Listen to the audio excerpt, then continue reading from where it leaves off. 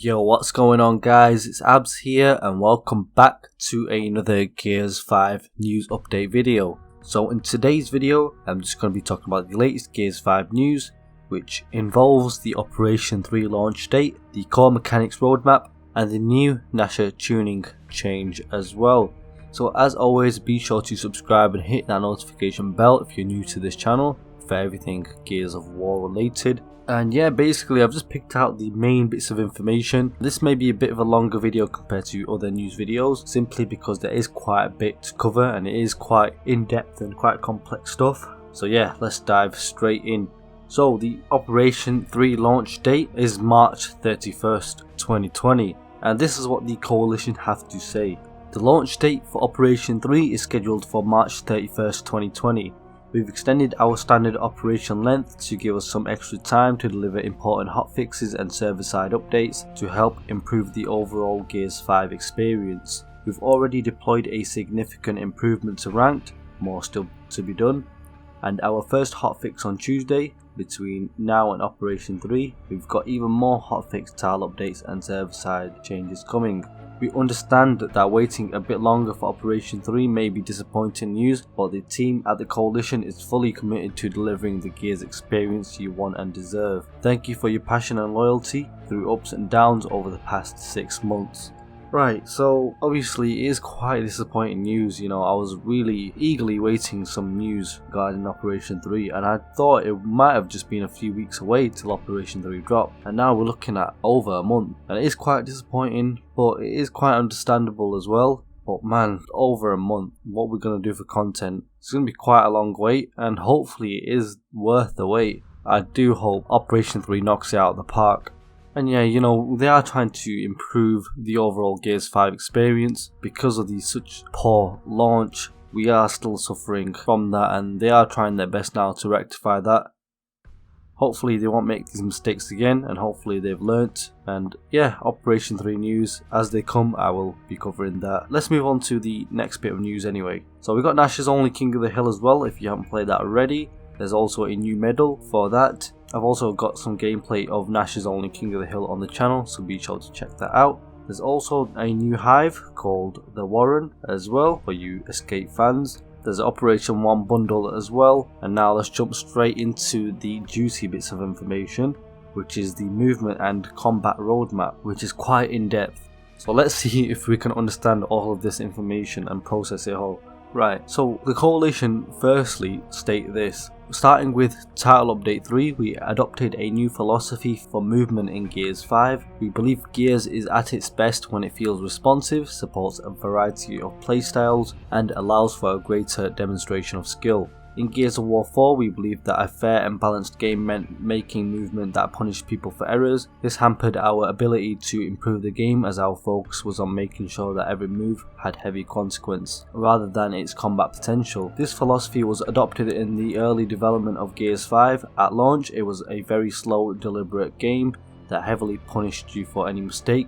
The impact of this slower meta was a game that was less fun to play, while preventing a diversity of playstyle to emerge. Our goal with the new movement designs and weapon tuning is to support more options for both close and mid-range play. We have already rolled out some changes using tuning, while other that required time to develop the code changes. We wish that we had gone this way for launch, we didn't. We feel that changing direction now will ultimately be the best thing for the long-term health of the game, with funner minute-to-minute gameplay and added depth to master. So what they're saying here is, in the early development of Gears 5, they wanted to make sure that every move had heavy consequences rather than its combat potential. And this was a whole different philosophy, and it was obviously less fun, less playstyles available, and it wasn't fun at all. And that's the way they went with launch, and now they're rolling out this new philosophy of a more fun game to play, longer Gnasher gunfights, diverse playstyles, from strafing or wall bouncing, whatever your playstyle is. So they're rolling out a lot of phases to implement this philosophy, and I'm going to explain now in more detail as to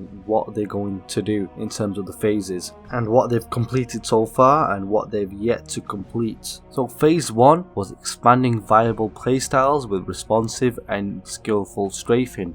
That's been complete. So basically what they did here, the first phase was to raise the viability of strafing play for both short range combat and mid range dodging to give more defensive options when someone is pushing you. So instead of raising the overall speed, they increased the movement acceleration to get to the top speed faster, and that meant moving left and right will change directions faster and to improve the meaningfulness of strafing. And the second change was to increase the backwards movement speed. While not completely the same as forward movement, it is now a little faster to allow for players to navigate the close range combat more deliberately. And as you can see on the screen, there's a summary of numerical changes which you can take a look at as well. So that phase has been completed, which is good to see. And they've got phase 2 which is in progress, and that's balancing, bouncing and strafing. So with the increase in strafing responsiveness, we needed to balance bouncing and running to ensure the felt smoother and more consistent by adding a small speed increase for slides 3.5% and roadie running 5%. We reduced the relative impact of the speed boost, so the initial speed coming out of a cover slip matches the slide speed and then slowly blends to the roadie running speed. This mechanic has been in previous games where it was much faster. To give you some comparison, the Gears 4 slide speed was 690 units per second and the current Gears 5 one is 650 units per second. We know there are two main areas that still need addressing: the legacy melee speed boost exploit, which will be fixed in Untitled Update 4.1 coming next week,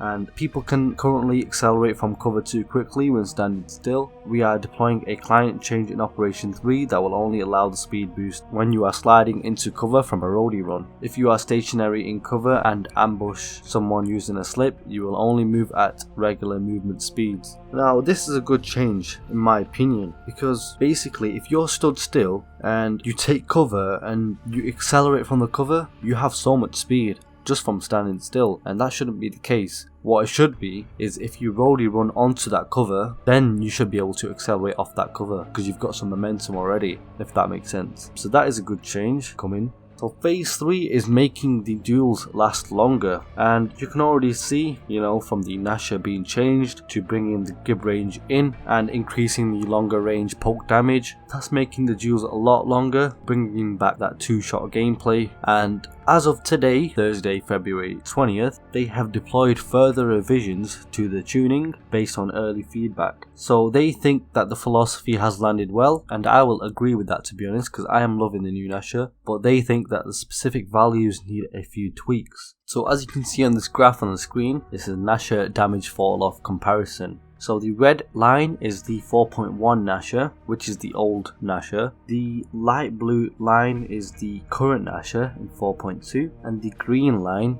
is the 4.2 Gnasher. That's a new one in this update. And as you can see on the green line, let's just compare it to the light blue line, and it looks like they are increasing the gib range slightly. And I'm not too sure how to feel about that. That must be to please both sides of the community, and I don't know how to feel about that. But they got some numerical values here as well. So the point blank damage is 550 now.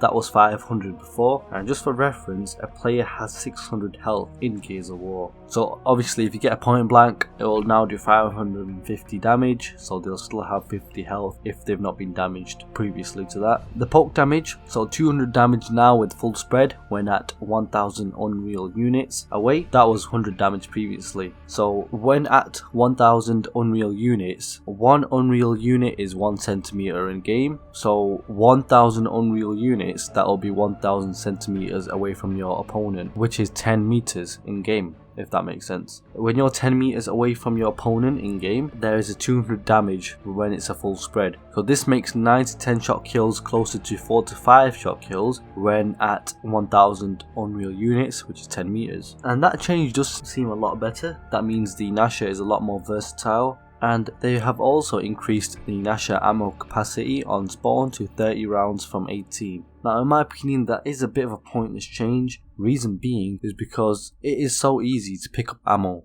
on the field. When you kill someone with a Gnasher, just quickly pick up the ammo, no problem. The main problem is they need 8 shells in the Gnasher, and if they're so reluctant to give us 8 shells, just meet us in the middle and give us 7 shells. I don't understand. 8 shells is definitely needed, and if they don't want to give us 8 shells, meet us in the middle with 7 shells, because 1 shell can always make somewhat of a difference.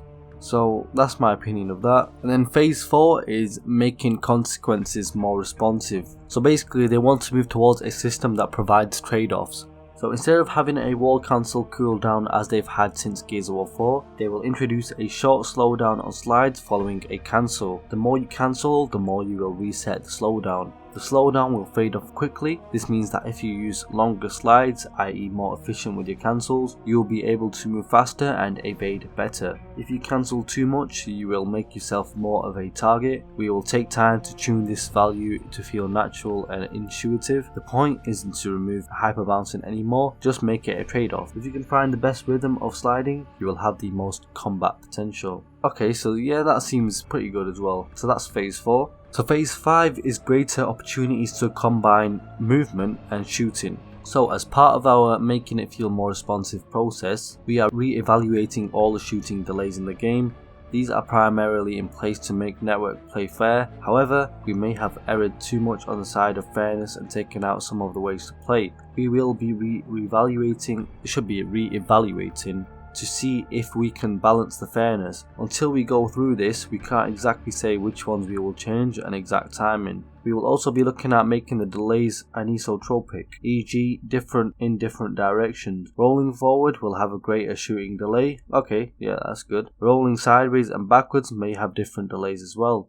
The back 8 is a defensive move. Rolling forward we don't think should be as powerful. Right now there is only a single number to tune. Right, okay, yeah, that makes sense. So basically, whenever you make a movement play, whether it's rolling to the left, right, backwards, forwards, or anything like that, there's always a shooting delay, whatever it is in seconds. They haven't stated exactly what it is, but they'll be looking into that as well. So phase 6 is just weapon rebalancing. So obviously, when you change the Gnasher, everything around it pretty much needs re-evaluating as well, and obviously against the new movement as well. So they're saying that they're looking at the snub, the mark set, and the flashbang at the moment, and they may look at others over time, but they won't commit to final changes until after the rest settles. So they're not going to commit to final changes after, some of the changes are implemented, so they will look at other weapons as well, just to rebalance the whole game. And they finally end this article by saying, we see Gears 5 as a living game. We want to keep changing it until we find the best overall game. This will mean some rough spots, but in the end we think that the game and the players deserve it.